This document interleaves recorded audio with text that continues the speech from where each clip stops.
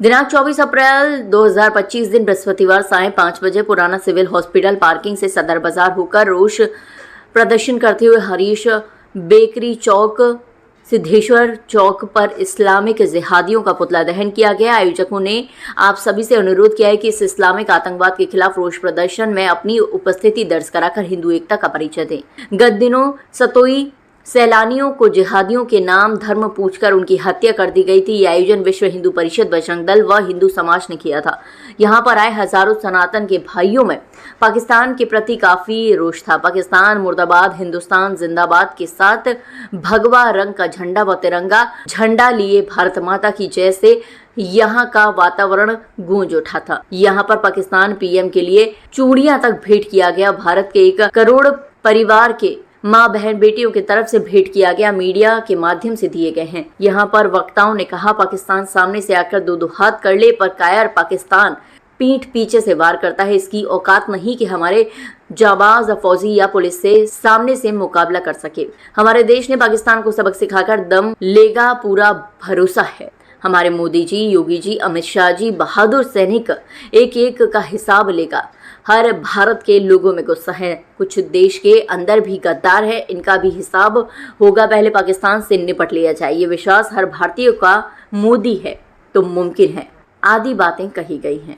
अपनी दुकानों पे, अपनी रेहड़ियों पे, क्योंकि इनका कोई धर्म नहीं है। कोई झूठा करके हमें जूस पिलाता है, कोई इसमें उल्टे सीधे कुकर्म करके हमारे हिंदू समाज का धर्म भ्रष्ट करता है। ये हमें खत्म करना नहीं, हमारा धर्म भ्रष्ट हमारे सनातन संस्कृति को मिटाने का कार्य करने के कार्यकाल में होती थी। आज ये जैसा आतंकवाद पाकिस्तान है, वैसे कुछ आतंकवादी हमारे बीच में बैठे हुए हैं। लेकिन हमें पूर्ण विश्वास है कि हमारे प्रधानमंत्री एक एक को चुन चुन कर मारेंगे और इस तरीके से उनकी हत्या होगी कि एक तरफ मौत भी, रूह कांपेगी मौत की भी, इस तरीके से देखने को मिलेगा। बिल्कुल कर देना चाहिए। जो राक्षस की प्रजाति के अंदर हो जाता है, जिसकी प्रवृत्ति राक्षस समान है, उसको जीने का कोई हक नहीं है। उसको मर जाना, उसको मिट जाना चाहिए और भारतवर्ष ये करके रहेगा। एक एक का चुन चुन कर हिसाब लिया जाएगा। जिस तरीके से पूछ पूछ कर आप हिंदू हो और उसके बाद में कपड़े उतार तक ऐसी बारंबारता कोई इंसान नहीं करता, कोई वैसी दरिंदा ही कर सकता है। इंसान के बस की बात नहीं है। और उनके साथ भी इसी तरह का सलूक किया जाएगा, चाहे वो हमारे बीच में रह रहे हो, चाहे बॉर्डर के पार रह रहे हो। एक एक को चुन चुन कर हिसाब लिया जाएगा। ये मोदी है, भूलो मत। जिस तरह के वाकये हुए हैं आपने वो सब देखे हैं और बहुत जल्द आप इसके परिणाम देखोगे पूरे भारतवर्ष के अंदर। जब समय आता है तो उसकी प्रतिक्रिया भी देना जानता है। आज वो समय था।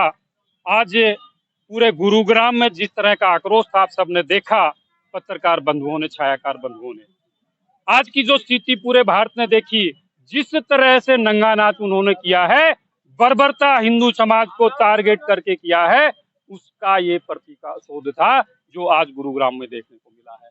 हम बता देना चाहते हैं पाकिस्तान को भी और उन आतंकवादियों को भी, ये हिंदुस्तान है और हिंदुस्तान वही हिंदुस्तान है। महाराणा प्रताप का तेग है हम, अर्जुन की दहकते बाण। सुन ले वो शैतान और सुन ले वो पाकिस्तान।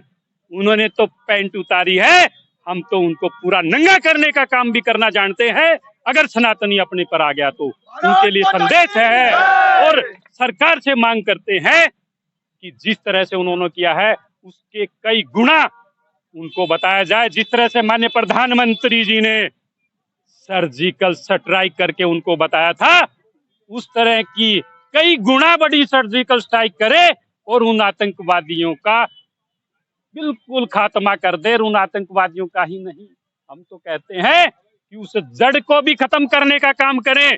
जहां प्रशिक्षण दिया जाता है पाकिस्तान के अंदर और पाकिस्तान की सरकार वहां संरक्षण देती है। सनातनियों की मजबूरी है।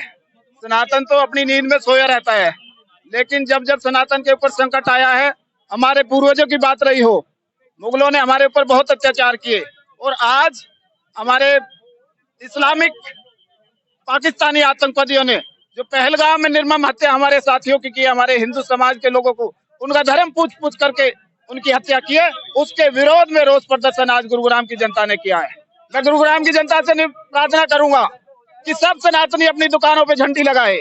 हमारे बीच में बांग्लादेशी बहुत ज्यादा रह रहे हैं, रोहिंग्या बहुत रह रहे हैं। मैं प्रशासन से भी प्रार्थना करूंगा आने वाले समय में इन बांग्लादेशियों की पहचान करके गुरुग्राम से इनको बाहर किया जाए, अन्यथा ये हिंदू समाज जिस तरह से आज यहाँ था, हमारे साथियों को जिस तरह से उन्हें श्रद्धांजलि दी है, आगे उन रोहिंग्या को भगाने का काम भी हमारा हिंदू समाज करेगा।